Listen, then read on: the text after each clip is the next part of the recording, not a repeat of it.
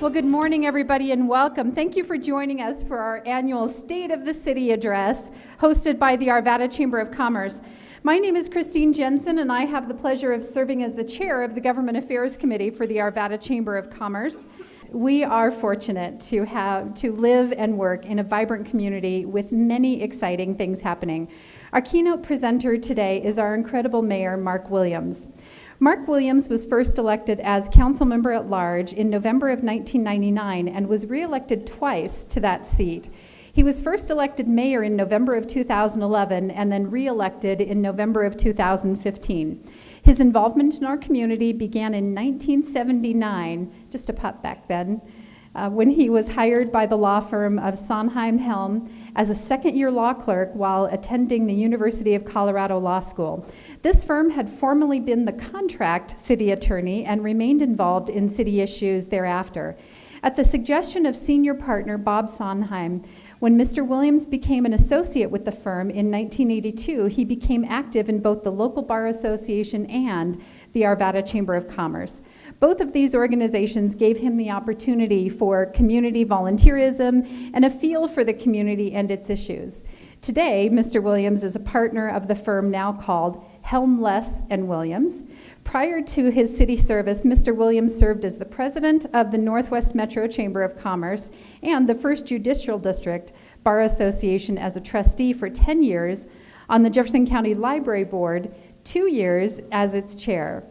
As an elected official, Mr. Williams has been active in local, regional, state, and national level. He was a founding director of the Arvada DARE Foundation, has served on the Arvada Economic Development Association, the Jefferson County Economic Development Council Board, and the 1st Judicial District Community Corrections Board.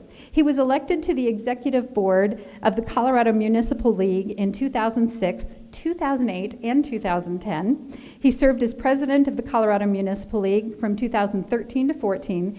He also served on the National League of Cities Policy Committee for Transportation and Infrastructure, along with the First Tier Suburbs Committee.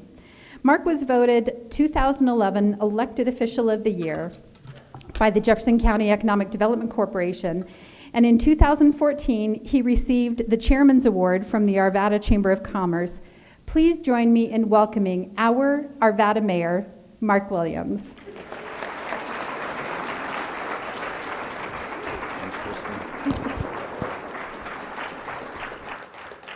That's way too long. We're going to need to shorten that up because my speech is 3 hours.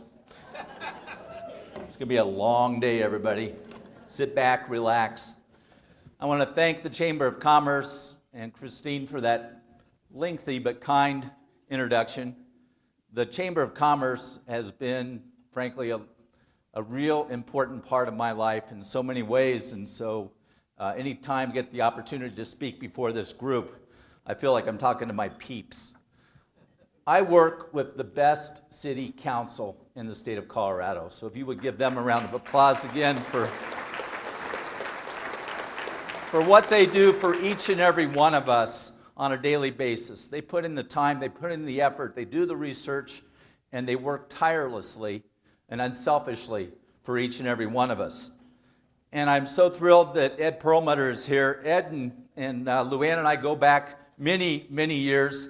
Ed will tell you that I finally broke him of the habit of wearing short-sleeve dress shirts with suit coats. Now he's much more. It looks much better when he rolls up those sleeves because he's working for people, and that's a great aspect. But as you all know, Ed is currently running for governor of the state of Colorado, and we wish him luck, and we appreciate his willingness to throw his hat in the ring. And I can understand why he would rather be in Colorado than back in Washington, D.C. And most importantly, I want to thank my wife, Luann, who has been a terrific First Lady for the city of Arvada and has been by my side for over 20 years now. And she's a great partner, and she is an incredible, successful woman in her own regard with the nonprofit Rocky Mountain Children's Health Foundation, which is now housed right here in Arvada.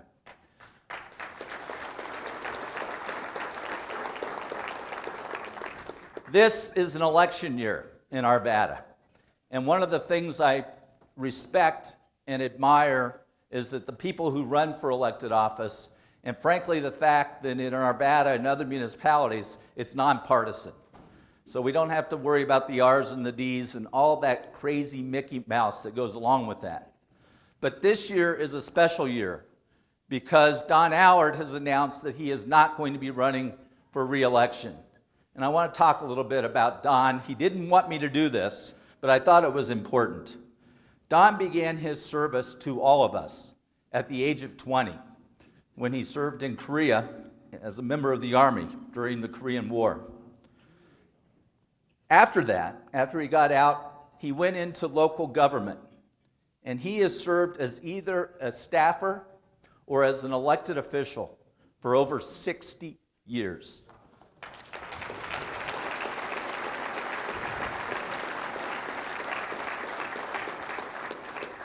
And as you all know, much of that service was right here in the city of Arvada. Don was Arvada's deputy city manager from 1974 to 1983, and then was city manager from 1983 to 1986. He was elected to the North Jeffco Parks and Recreation District, what's now the Apex District, and served there. And then in 1993, he was elected to the Arvada City Council, where he is completing 24 years of service. Don's been a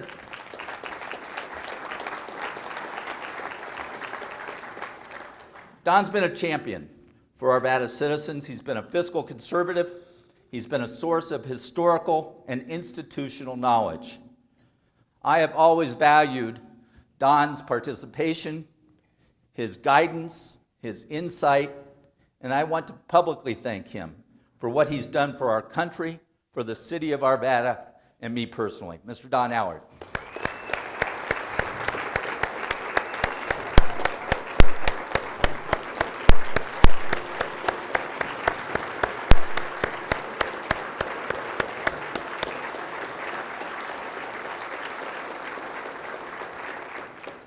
Thank you all for that. This State of the City process started 5 years ago, so this is the 5th time we've gotten together in this, and I'm sort of viewing this as our annual checkup. So as you look at this, you know, lawyers don't always have the right kind of white jackets, but this is as close as I could come, and you know, JD is sort of similar to an MD, but not exactly the same. So there's a number of ways to gauge the health of our city. Our vital signs are good. I'm going to take this off. You guys got the comic effect, and we'll move on to... As I've said, our vital signs are good. In 2016, Arvada enjoyed $90 million in total general funds, which was up 3.5% over 2015, which was a record year. Between revenues and cost savings, we ended the year of 2016 with an additional $13.5 million in our fund balance. That was an amazing thing to see, and our city council and our staff have taken a responsible way of how we're going to look at that. Through the grace of the citizens of Arvada, we have debruced. So we can put that money to work for us. And we're going to put it to work for us in a number of ways, but we're also going to set money aside in our rainy day fund, because we know that the economic climate isn't always going to be as good as it is today. We had 977 building permits issued last year, 739 of which were single-family detached homes. That's a lot of homes. That's a lot of detached homes. And I want to thank Senator Rachel Zenzinger for her work on the construction defects law. It looks like this year we're finally going to get over the hurdle of making some changes to the construction defects law in a fashion that builders will begin building townhomes and condominiums again. For so many of us in this room, and our families and our relatives and our children, the way we started out in home ownership was through condos or townhomes. That was the stepping stone into where we now live today, and I think it's so important that we have that as part of the component of what we have available in our stock of housing. We had $48 million in sales tax revenue last year, and this is totally unbelievable, and Mr. Perlmutter and I have talked about this in the past. You know, full employment is gauged to be at 4%. Arvada sits at 2.5% unemployment. Absolutely amazing.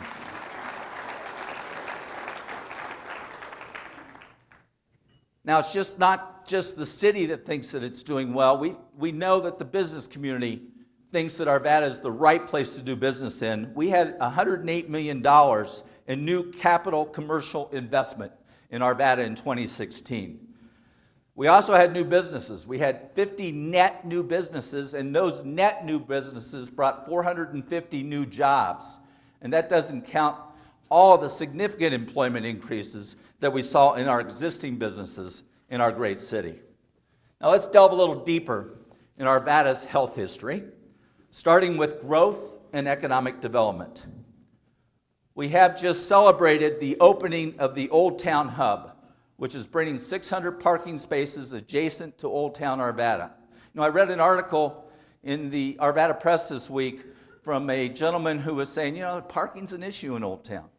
And frankly, we want parking to be an issue in Old Town because that means that people are there and they want to use it. But we do want people to have places to park. So we've done some parking measures to reduce, to have set times so that you can move in and out and so that people don't hog parking places all day long. But we've built this incredible facility. And I would urge you to take the time, park in the Old Town Hub, walk into Old Town, enjoy all that it has to offer. And then after you've had a few too many mannequin frites, you can walk back to the parking hub and burn off a few calories. So that's one of your doctor's advices for today. Now, I really wish, I could give you a precise due date for the Gold Line. My script says pregnant pause.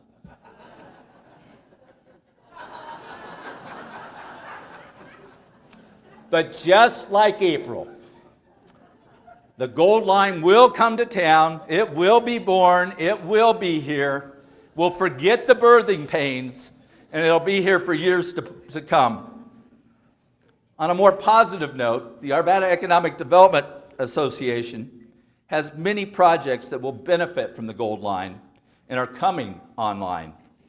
The Hilton Garden Inn, we celebrated its ribbon cutting here in March. It's got beautiful rooms, banquet and meeting facilities, a lounge, a restaurant, a pool, workout room.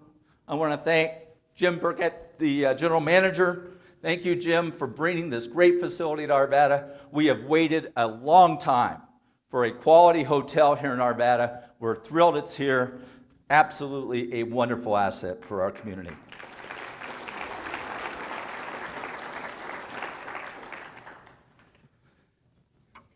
Solana Old Town Station will open soon with 352 luxury apartments.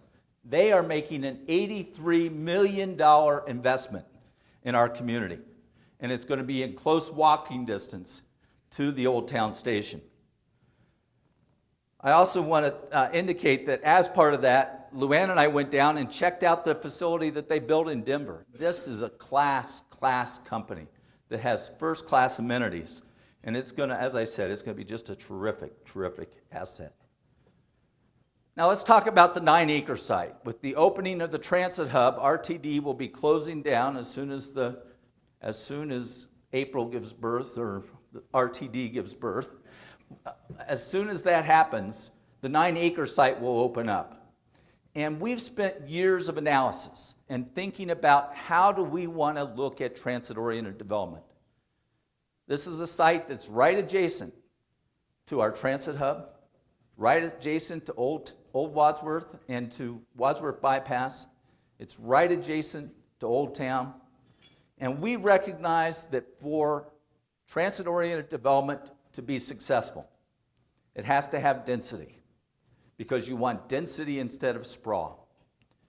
It has to have walkability, because you want to be able to walk to get where you want to get to instead of getting in your car and driving to it. That's the goal of transit-oriented development. And starting back 2007 and even earlier, so for at least the last 10 years, we've had citizen input, we've had discussions, we've had city council meetings, we've had planning commission meetings in which we developed a comprehensive code that said, what do we want our transit-oriented development to look like at that site? Now, Grandview has views, and we want to maintain views on Grandview. And that's partially why Arvada took down the building that was right adjacent to the old tattoo parlor, which is now the gun shop. We took that down so that we would have more open views in that very important section of Grandview and where the plaza is for the train station. But part of our discussion is we needed to have the density, and therefore our comprehensive plan said that we would authorize up to 6 stories on the bottom of that hill.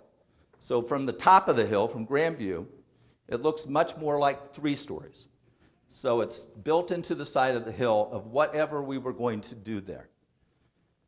And we sent out a request for production, for proposals. And the request for proposals talked about our goals, the density, the walkability, and having a structure that would be up to 6 stories high that would take advantage and try to limit impacts upon the proper views along Grandview. And I'm calling upon our city council and for all of us to come together and recognize that that were the goals that we set, and that we will have the political will and the desire to carry out that, because it's something very important to our future. So with that, Trammell Crow was the company that was selected, responded to the request for proposals, and they are poised to meet our request and our specifications for a quality mixed-use, transit-oriented development at that site. And I want to thank Bill Mosier and his team for bringing that to us, and we look forward to the process to get it approved. Ground will be broken soon for an art-themed 298-unit multifamily apartments at Kipling Ridge. That's adjacent to the recently expanded Red Rocks Community College. And Dr. Haney, we are so thrilled with the expansion at Red Rocks Community College, the 50,000 additional square feet. The classrooms are beautiful, the lab spaces are incredible, the X-ray labs, everything that's in there is precisely what is needed to train our students in the health sciences so that we can have additional nurses, physician's assistants, people who can legitimately wear their stethoscopes. And it's just such an asset for our community, and we are thrilled that they're here in our community. We will be opening in late summer the Walmart. I think they've done a beautiful job of making the building look nice. They've spent a lot of money on landscaping to act as a buffer for that facility.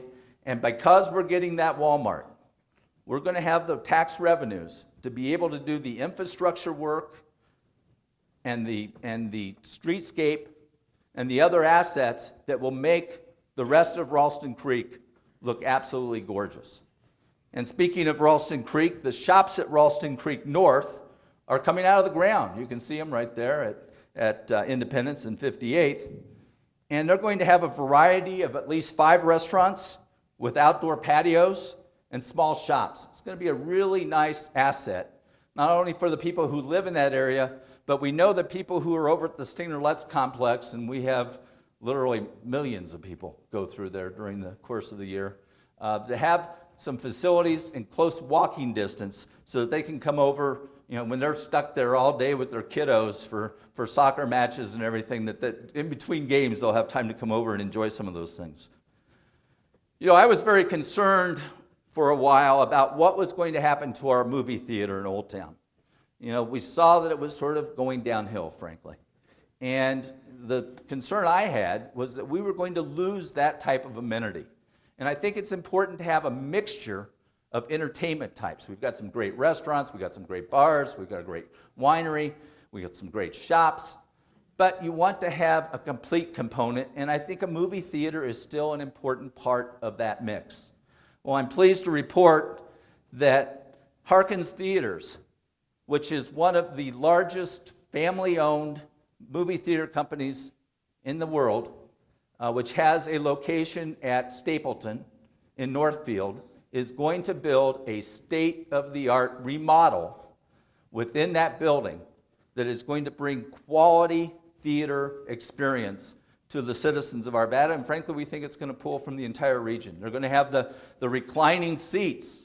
They're going to have a lounge. They're going to have, and this is funny because many years ago, as a young attorney, I represented a company that wanted to be able to bring alcohol into the old theater in the Triangle area. City Council was not very forward-thinking at that time, and they turned it down. But had they approved it, that theater might have stayed a little longer. But it's going to be a great, great asset, and they are making a $10 million renovation to that building. In addition to buying the property, they're owning it. That is a commitment, and they obviously think Arvada is the right place to be. And I know that the hotel is thrilled that it's going to be there, and I know that folks in Old Town are thrilled as well, and I think all the residents should be because it's going to be a real, real asset. The health check of economic development goes beyond urban renewal. I'm pleased that we have new ownership of the Arvada Marketplace down at 52nd and Wadsworth. As you can see, they've torn down a bunch of things, and they've opened it up more. So it's going to be a more inviting place for people to go. There's going to be a number of new restaurants and shops, including, I haven't been there yet, to one of them, Bad Daddy's Burger Bar, and a Michael's. So it's going to be, I think, a great improvement of that area, and we're thrilled because that's the front door into Arvada. Now, I'm going to get in trouble because I'm not going to mention every new business and every new restaurant or great place, but I do want to mention a few. I'm very pleased with the successes of Steuben's, GB Fish and Chips, Roy Crystals, Homegrown Tap and Dough, Klein's Beer Hall, New Image Brewery, Socks, Hunter Bay Coffee, a revitalized Grandview Grill, the Butchery, and coming this summer, the Denver Beer Company. Great new things to have here in Arvada, and again, it shows how much the business community believes in our community. Now, an important vitamin for economic development is primary jobs. We were thrilled to have Prescient and Wanco be great successes and expansions in our community. Prescient builds these incredible buildings, almost like an erector set, and they're located over on the west side of town, and they build the components there and then ship them around the country and the world. And then Wanco has the big orange signs that you see along the highway, the warning signs and things of that nature, and they did a massive expansion, and that's adding primary jobs, and that's truly the lifeblood of a healthy community. And there's more to come. Microspaces Industrial Park is opening in May. And this is a concept that City Council fully embraced for these small little units. And I actually had a realtor tell me these are like man caves on steroids. They are really neat for people to be able to have small offices or for man caves on steroids. We have Sprouts opening in June, and Candelas King Supers will be opening late this year or early 2018. City Council said it would be really good if you got open for the holidays. We're hoping they can do that. The next part of our annual checkup is to look at our infrastructure. Let's check the x-rays. We know we have to take care of our bones, in this case, our roads. We have 1,525 lane miles of roads within the city of Arvada. And the City Council is committed to work with staff to make sure we fully address taking care of those roads. Now, we were unsuccessful this last year in a tax measure which would have given funding, additional funding earmarked for our roads, and the citizens indicated that they didn't want to fund that through a sales tax increase. And City Council respects that. But City Council isn't going to say that our citizens don't care about roads, because we know you do. And so we have made a commitment, and staff is doing a great job of sharpening pencils so that we can look at existing programs, determine where we can make adjustments that won't be visible and won't be harmful to our citizens, being more efficient in some ways, and additionally earmarking dollars from the increased funds that we received last year and that we hope to have for some period of time in the future, to be able to make sure we designate sufficient dollars that we're adequately taking care of our roads, and you've got a commitment from the City Council that we will continue to do that. Now, there's also been discussion of a statewide measure, and I've been down at the legislature testifying on this issue, and I'm quite frustrated, frankly. And again, that's the beauty of being in local government, is I don't have to worry about the damn R's and the damn D's. There are no RRD potholes. In our state, we have a need for roads. And I wish to heck that our legislature would allow the citizens of Colorado to vote on whether or not they want to see a statewide measure passed that would deal with I-70, I-25, our rural areas, and provide additional funding to our cities for their important roadway and transit needs. So, if it doesn't get done by the legislature, I'm betting dollars to donuts that some group's going to come together and get this matter on the ballot regardless. I can't talk about the state of the city without talking about the Jefferson Parkway. Anybody who drives Indiana or Highway 93 knows the need is there for the completion of the Parkway, and I'm pleased to report that the Parkway Authority is in the process of hiring a part-time executive director who will be focused on getting us over the last few hurdles. We know that the economic climate is right. We hear the private sector clamoring as possible investors to make this thing come together, and we have not lost sight or focus, and it's still our intention to make that happen. When talking about our infrastructure, we love our trail system, and we celebrated the construction and opening of the Kipling Underpass project, which is part of the Van Bibber Creek Regional Trail, so that our kiddos and adults can easily get through that area safely without having to surface cross at Kipling Street. So that's been a terrific addition, and we're seeing lots of folks using it. We have pedestrian and bike trails constructed to make it easier to get to and from our Gold Line stations, with more planning and work and trails to come. I'm pleased to announce that Arvada has been awarded $2.5 million in grants for roadway safety and operational improvement projects, just so that we can get that first and last mile from our transit stations so that people can effectively use them in a great way once the train does come to town. Another aspect of our infrastructure is broadband. The voters of Arvada opted out of Senate Bill 152, which we believe will help influence improvements in broadband in our community, because that's something that people have been asking for. And I think in recognition of that, both Comcast and CenturyLink are upgrading their systems throughout the city, and they've been using our city staff quite a bit for locates, and we're thrilled that they're making an additional investment in our community. City Council has heard you, and it's a frequent issue where we put something into the street, pave it over nice, and then another utility comes in and cuts up that nice, beautiful new street. And then you got the road cuts in it, and it doesn't ever look quite the same. Well, the City Council has adopted a dig once policy. And our desire is that as part of that policy, that we'll be able to work with the internet providers to be able to co-locate coaxial cable on behalf of the city of Arvada. And this is part of our Smart Cities Technology Initiative. And that's so that we can connect traffic lights. Let's say you've got an accident on Ward Road. To be able to coordinate the traffic lights coming up to that accident to ease the congestion as much as possible, and to be able to move traffic more efficiently through areas. We're also going to use that technology with our irrigation system for all of our parks and for our greenways and everything, so that we can efficiently use water resources. And we're also looking at using this service as the internet highway for our schools and for our public sector buildings, to be able to have connectivity there. At the same time, I will make a commitment, and I know City Council has as well, that we do not want to be the internet provider. We believe the private sector does that better, and we want the private sector to continue to be the internet provider for our citizens. Now, our infrastructure examination would not be complete without a discussion of water. We are closer, and I thank Congressman Perlmutter and others of our delegation and the governor for putting pressure on the federal government to help us get our final approvals for the Gross Reservoir expansion.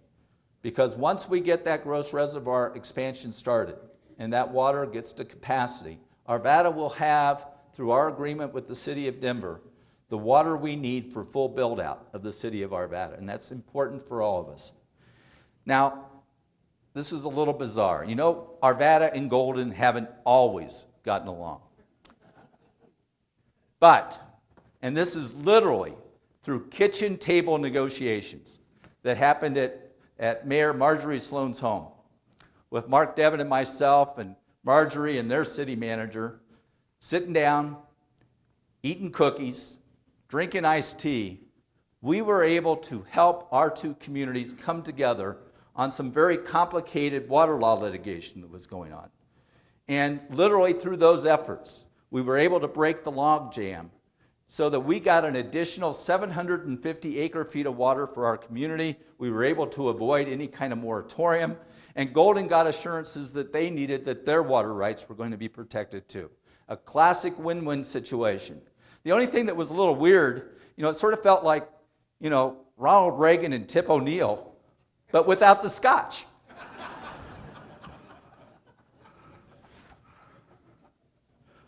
With that said, and this always drives Luann crazy, I'm going to give you your annual prescription. It's still okay to shower with a friend to save water.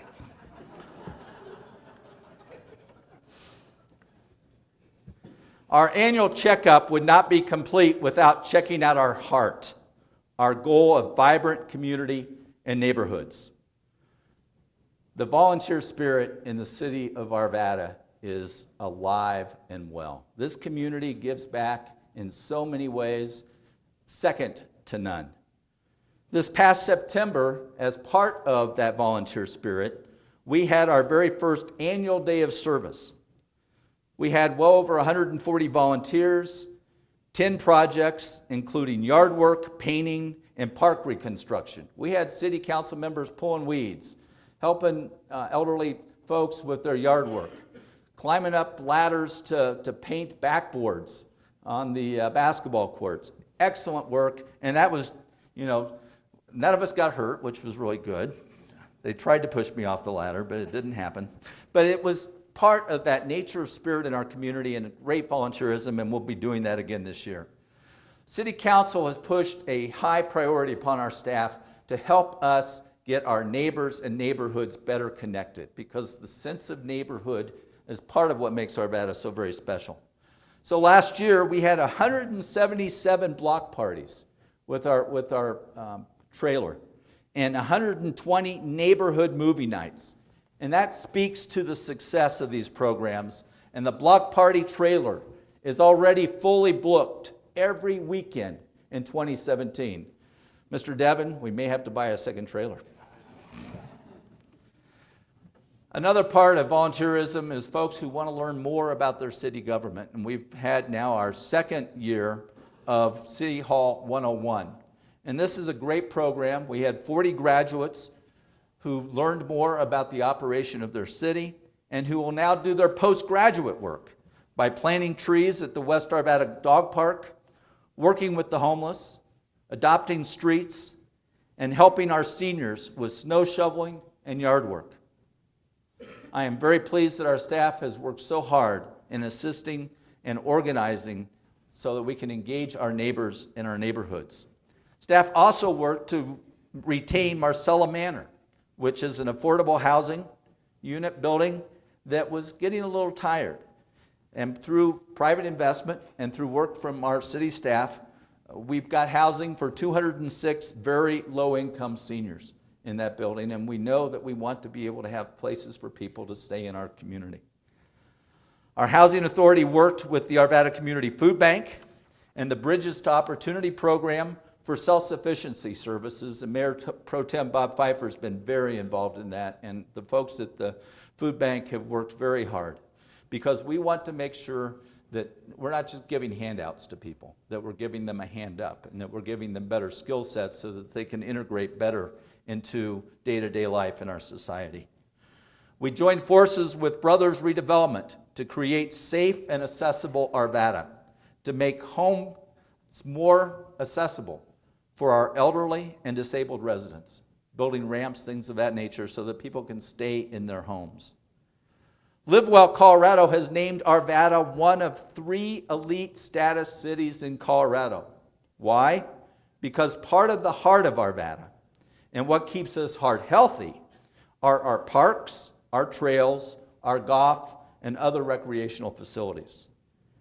This March, we celebrated the ribbon cutting for the 80-acre Clear Creek Valley Park. And Arvada played a big role in that. And Wonko played a big role in that. And Adams County played a big role in that. Highland Hills Rec District was very involved. All these different entities coming together to give the citizens in southeast Arvada, just east of Tennyson there, a beautiful park that's going to be a great asset for years and years to come. We completed last year our section of the Rocky Mountain Greenway Trail, which is going to eventually go all the way from the Rocky Mountain Arsenal, through our two ponds, through the Rocky Flats, and eventually all the way to Rocky Mountain National Park. This was a big effort from Ken Salazar and others, and it is truly going to be a wonderful asset for decades to come for the state of Colorado. Locally, we're celebrating the 15th anniversary of the Majestic View Nature Center, a great facility. I love it when I see the little kiddos up there learning about nature and the parents who are having just as much fun as the kids. We believe in taking lasting care here in the city of Arvada, and part of that taking lasting care is taking care of properties such as Stigner Lutz. When you have millions of people using those facilities, the grass gets beat down a little bit. So we have committed, and we are currently constructing $1.4 million of irrigation improvements at the Stigner Sports Complex. We have partnered with the school district and Apex, and I appreciate the board members from Apex, to build a new pool and recreation center at Fitzmaurice Elementary School. You know, when we lost the Fisher Pool because it was a failing structure and the Parks and Rec District decided that they could not continue to maintain it, we worked in conjunction with Apex to put in what has turned out to be an incredible splash park. But there was still a clamoring from that community, from that neighborhood, for an outdoor pool and a rec center. And the city of Arvada committed $3 million that we were able to do because of the Walmart situation coming in.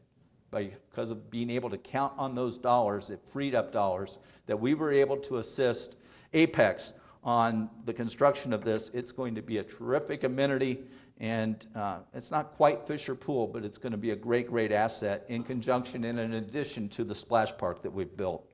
So a wonderful, wonderful asset for us. When Westwood's Clubhouse was originally built, it was built for a 18-hole golf course.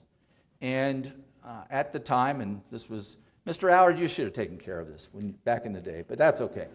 They built a snack shop. That was what they thought they were going to need there, was just a little snack shop for the golf course. Well, the golf course expanded to 27 holes, and houses sprung up like crazy in that whole region.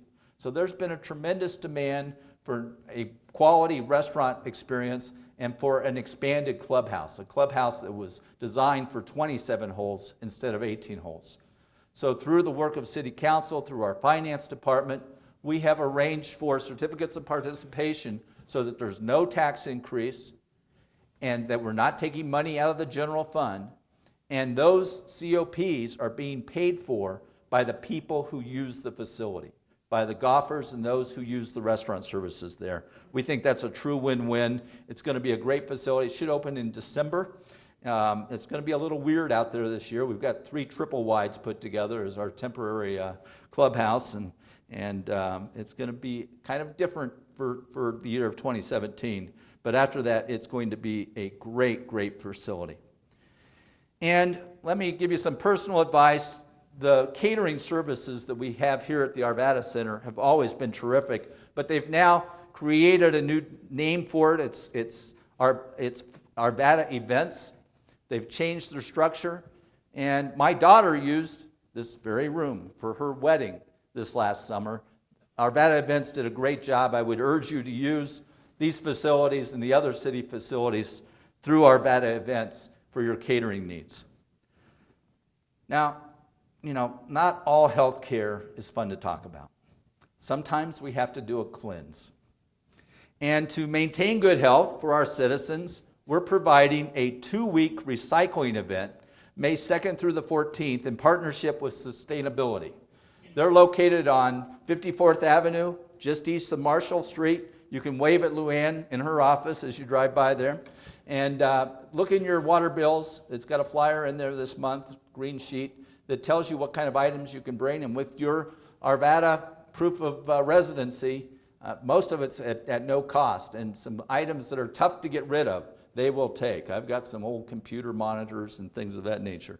So I would urge you to check out that flyer, go to arvada.org to check out what you can take, and that's going to be, I think, an excellent recycling program. We used to do the curbside recycling, and frankly, no business, none of the many trash services that serve our city was willing to take that on this year. And so we found this is a better alternative that will provide us the opportunity to get people to do a little bit of a cleansing. And speaking of heart, we heart our police department.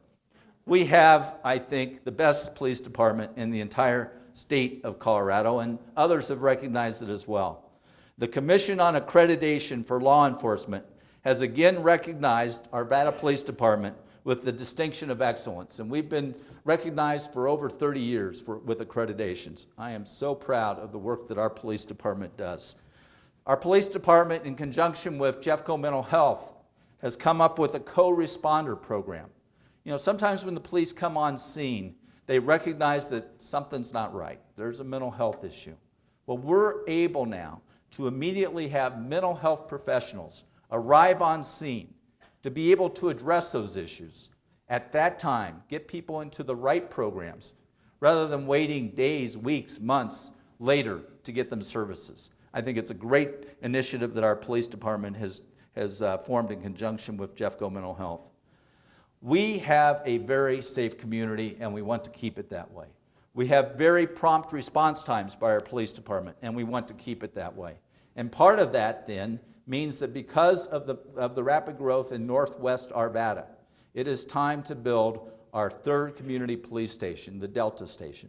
And again, we're able to do that without a tax increase, through funds that citizens have already appropriated for our tax increment financing, but also by using a portion of the general funds that we had in surplus last year.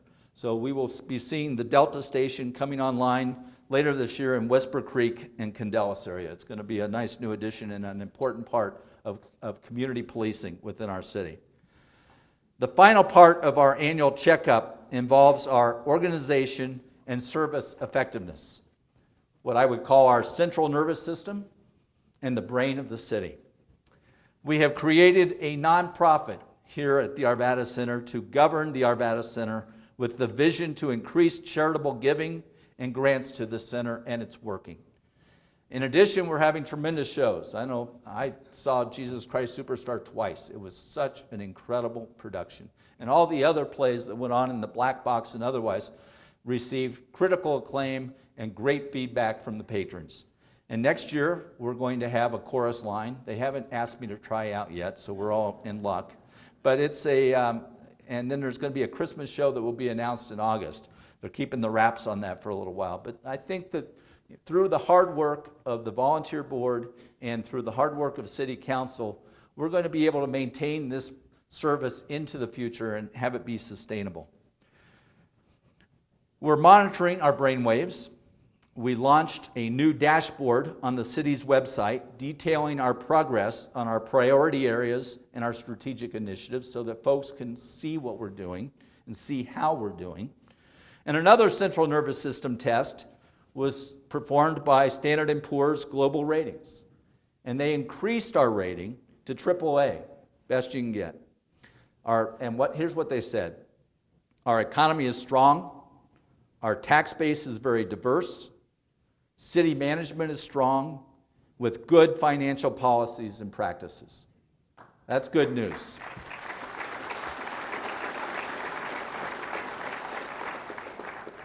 Part of what I like about our city management and our city council and all of our staff is that we don't rest on our laurels. We know we can constantly strive to do things better. An example of that is that last year we had over 100 different special event permit requests. And our city staff, you used to have to fill out a bunch of papers and do all that back and forth, and you get comments back and forth, all in paper. And city staff came up with an electronic filing system and response system so that we can deal with those special requests for special events in a much more timely fashion. And I think that's going to be good for everybody who loves all the great special events we have here in Arvada. Another area that we know we need to work on, and I think we do it reasonably well, but we know we can make improvements, is working with the staff in our development community to streamline and improve the development process so that it's fair to our citizens, to the neighbors, to the developers, to our staff, so that we can have as efficient a system as possible to timely review applications and get projects that should be approved appropriately and quickly. And finally, through the brain power of all of our staff throughout the organization, we have adopted, or staff has adopted, and City Council has endorsed unanimously, new vision, mission, and value statements for the City of Arvada. These are not just words. This is not something that's just going to get stuck on a shelf. These are strong foundational guideposts for our future health and well-being. We have a vision here in the City of Arvada. Our vision, we dream big and we deliver. We have a mission, and the mission of our staff and of our City Council is that we are dedicated to delivering superior services to advance the lives of everyone in our community. And we have values. Values are so crucially important, and our values: innovation, passion, and opportunity. These are great words to live by and prove positive that the state of the City of Arvada is excellent. Will you please join me in giving the City of Arvada a clean bill of health? Thank you.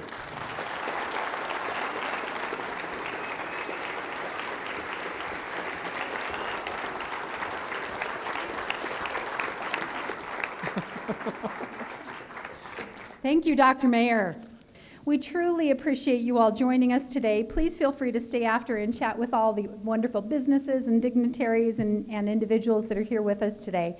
What a great day to live in Arvada. Would you agree? Yes. All right. Have a great month, everyone.